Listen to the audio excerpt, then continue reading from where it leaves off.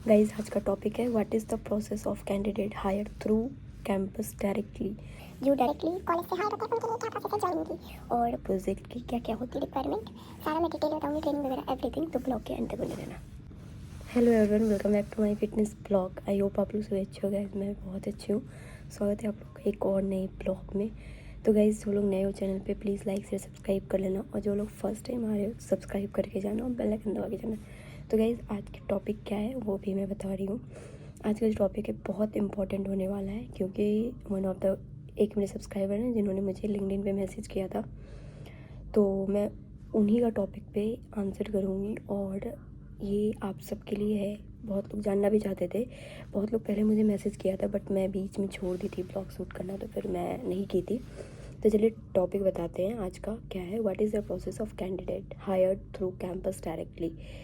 ठीक है, ये टॉपिक है। और इस पर क्या प्रोसेस है, या फिर बहुत सारे इनका क्वेश्चन है जैसे इन्होंने बताया है, वो मैं टोटल रीड नहीं करूँगी, बट मैं इससे रिलेटेड ही इन्फॉर्मेशन दूंगी आज के ब्लॉग में। जैसे कि इन्होंने ये भी बोला कि कौन कौन से डोमेन में प्रोजेक्ट मिलता है, अगर स्टार्टिंग कैंपस में हायर होता है तो फिर क्या प्रोसेस होती है, कौन सा प्रोजेक्ट मिलता है, तो फिर हम सब डिस्कशन करेंगे गाइस। तो ब्लॉग को एंड तक देखना और मिस मत करना, क्योंकि मिस करोगे तो फिर मिस हो जाएगा।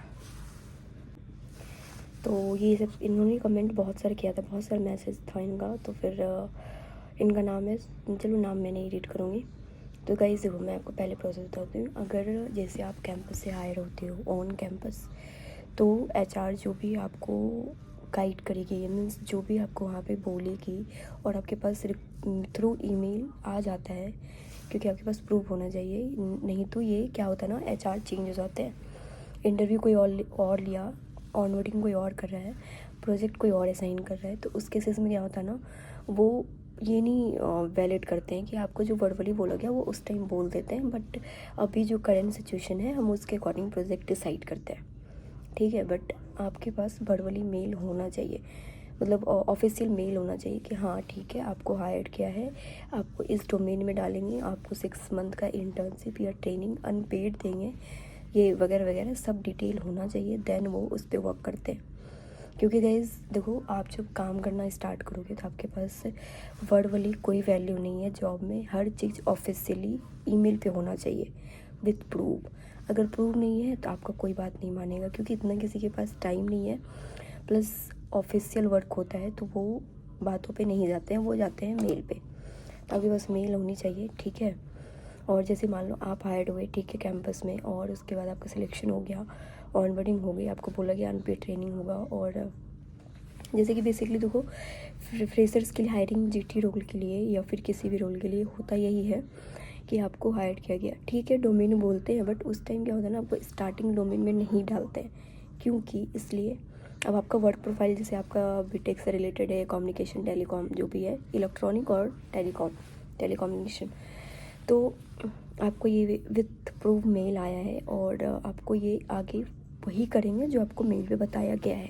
अगर आपके पास ऑफिशियली नहीं होता देन प्रॉब्लम हो सकती थी, देन ये नहीं एग्री करते।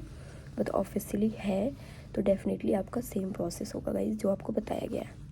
अब बात आती है कि अगर ज्वाइनिंग हो गई उसके बाद की प्रोसेस होती क्या है। ठीक है, तो हम ये स्टेप बाइज डिस्कशन करेंगे गाइज। तो जो लोग नए हो चैनल पे लाइक से सब्सक्राइब कर देना, बेल आइकन दबाना, ताकि आप लोग की सपोर्ट की बहुत ज़रूरत है।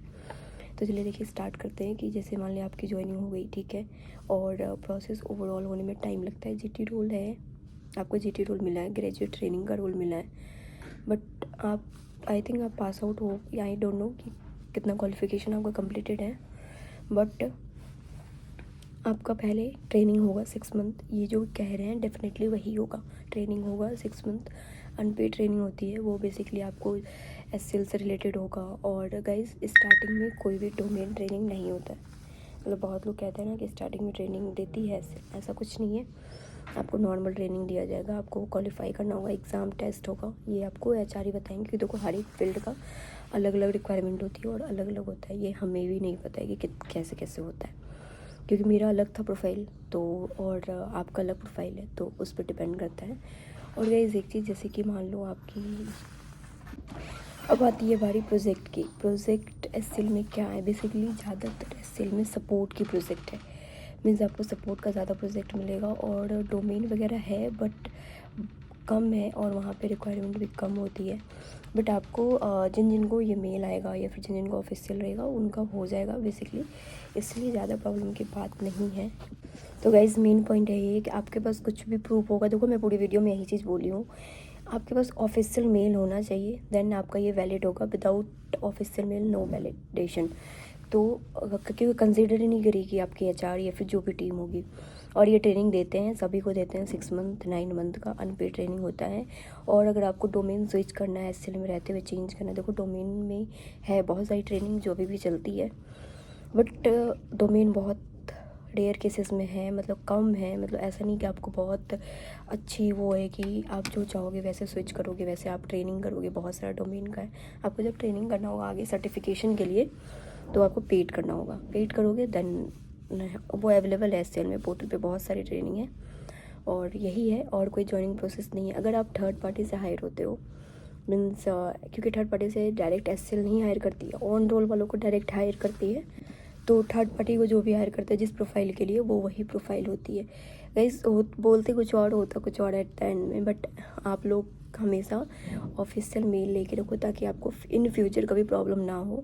तो आपके पास रहेगी प्रूफ, क्योंकि ये प्रूफ पे बिलीव रखते हैं, दैट्स इट, और कुछ नहीं। बाकी कोई और है नहीं ऐसा कुछ जो मैं आपको सजेस्ट करूँ। आओ एंजॉय करो, चिल करो, ट्रेनिंग करो, और बी पेशेंट, बी काम होके वर्क करो। और ऐसा मैं एक्सपीरियंस आपको गाइड कर रही हूँ, क्योंकि ऑफिस में भी हम्बल और ज़्यादा मतलब फालतू का नहीं रखना है किसी से भी नहीं, क्योंकि सब लोग बस बुली करते हैं और कुछ नहीं। बट हाँ, आप खुद पे अपना वर्क पे खुद के वर्क पे फोकस करो, दैट्स इट। बाकी बहुत अच्छी है जॉब, एन्जॉयमेंट बहुत होता है। और लेट्स सी, देखते हैं आप नोएडा लोकेशन पे कब आते हो, क्योंकि पुणे महाराष्ट्र में है तो आपको रीलोकेट करने में प्रॉब्लम नहीं होगी। बट स्टार्टिंग के 6 मंथ कोई चेंजेस नहीं हो सकते, इवन 1 ईयर बाद ही चेंजेस हो सकते हैं। आप 1 ईयर बाद ही डोमेन स्विच कर सकते हो, 1 ईयर बाद ही, मतलब आपको कोई भी चेंजेस करना है तभी होगा, क्योंकि 1 साल वैलिडेशन होती है आपको किसी भी प्रोजेक्ट में, और 6 month, minimum 6 month, maximum 1 year. तो 1 ईयर बाद आप रिलोकेट और हर चीज़ कर सकते हो, दैट्स इट, यही है। बाकी कोई भी सजेशन चाहिए तो please drop your comments. LinkedIn पे मुझे मैसेज कर सकते हो आप लोग, और इंस्टाग्राम पे भी कर सकते हो, पर ज़्यादातर लिंक्डइन पे ही करना, और लिंक्डइन का लिंक डाल दूँगी मैं डिस्क्रिप्शन में। बाकी मतलब किसी भी रिलेटेड, जैसे आपने बहुत सारा भी क्वेश्चन किया है तो वो सब मैं रिप्लाई करूँगी। और गाइज़ मैं बता दूँ आप लोग को, अभी जो मेरे बहुत सारे सब्सक्राइबर 8 मंथ 9 मंथ से वेट कर रहे थे, उनको अब सबको मेल आ गई, मतलब डेट ऑफ ज्वाइनिंग आ गई है। तो अभी एसएल में चल रहा है ऑनबोर्डिंग प्रोसेस, तो आप लोग को भी आएगा डैम श्योर, डेफिनेटली, ज़्यादा वेट करने की ज़रूरत नहीं है। और एक चीज़ मैं आप लोग को गाइड करूँगी, अगर जैसे आपका इंटरव्यू होता है और आपको नेक्स्ट डे या सेम डे नहीं आता है सिलेक्शन का मेल, देन आप वेट मत करना, क्योंकि वो 1 से 2 दिन के अंदर ही सिलेक्शन का मेल आता है, वरना नहीं आता है, वरना आप अनसेलेक्टेड हो। ठीक है, बहुत लोग ऐसे हैं जो वेट कर रहे हैं कि मैम अभी तक नहीं आया। क्यों? जब आप सेलेक्ट होगे तो आपको विद इन उसी दिन आ जाता है मेल, और आप नहीं हुए तो फिर नहीं आएगा।